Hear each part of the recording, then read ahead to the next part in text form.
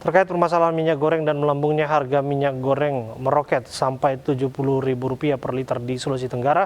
Sudah bergabung bersama kami ada beberapa narasumber. Yang pertama Ibu Siti Saleha, Kepala Dinas Perindustrian dan Perdagangan Sulawesi Tenggara. Dan yang berikutnya ada Pak Mujibur Rahman yang merupakan Sekjen Asosiasi Pedagang Pasar Seluruh Indonesia. Assalamualaikum, selamat petang Mbak Siti dan Pak Mujib. Selamat malam, Assalamualaikum. Ya, saya ke Bu Siti ya terlebih dahulu. Bu Siti, betul bahwa harga minyak goreng di Sulawesi Tenggara itu tembus angka Rp70.000 per liter? Ya, terima kasih. Memang saat ini harga minyak goreng di pasar tradisional ya kami dapatkan di sekitar Rp60.000 per liter, Pak.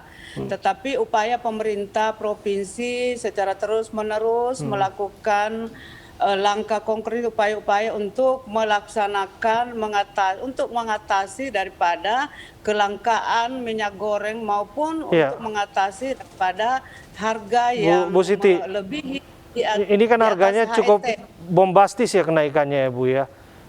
Hampir 5 kali lipat dari harga eceran tertinggi yang ditetapkan oleh pemerintah. Mengapa sampai bisa demikian, Bu?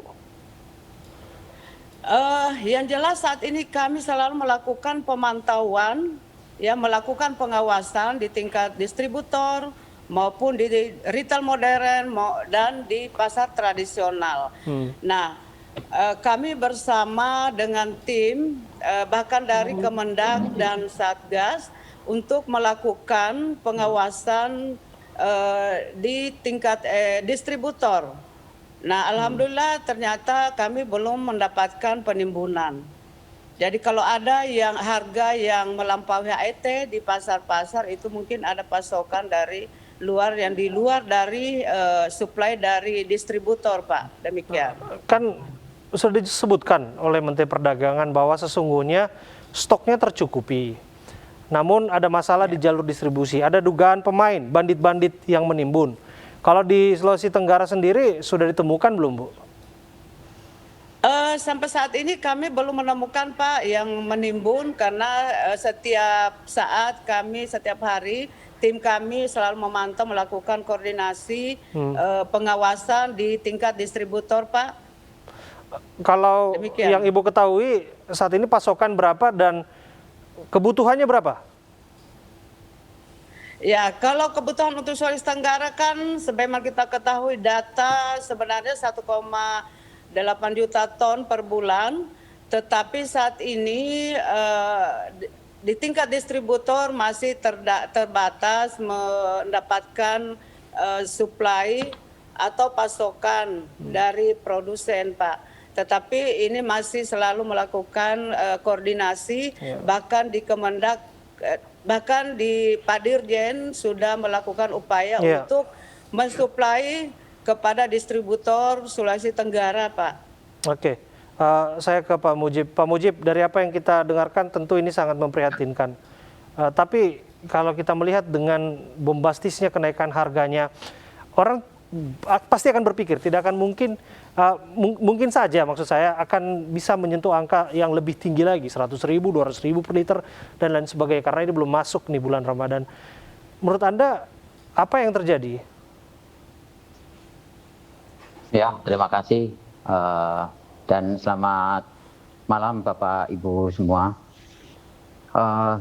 Jadi kelangkaan di pasar itu adalah karena memang barangnya tidak ada. Kenapa kemudian jadi mahal gitu. Ketika permintaan tinggi sementara barangnya tidak ada, terus pedagang juga tidak punya kepastian pasokan dan lain sebagainya. Apa yang terjadi kemudian gitu. Apalagi jika kemudian yang Anda sampaikan kan rumus ekonomi sederhana, Pak Mujib. Tentu kami berharap Anda menjelaskan kepada kami apa yang terjadi di balik ini semua. Kami tahu bahwa Asosiasi Pedagang Pasar juga berkoordinasi dengan Kementerian Perdagangan dan lain sebagainya. Kalau kita bisa berterus terang di forum ini, apa yang terjadi?